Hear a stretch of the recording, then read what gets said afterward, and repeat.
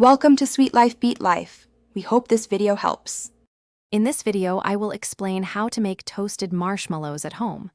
To start, preheat your oven's broiler. Line a baking sheet with parchment paper, then arrange your marshmallows in a single layer, ensuring they have some space. Place the tray under the broiler and watch them closely.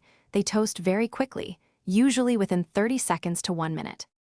For a more controlled toast, a kitchen torch is excellent.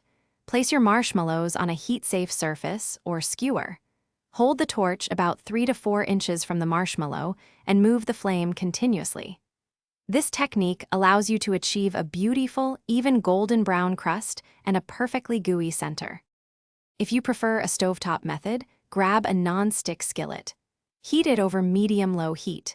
Place your marshmallows in the skillet, turning them frequently with tongs. In about 2 to 3 minutes, they will become wonderfully soft and lightly browned, offering a delightful texture without an oven or torch.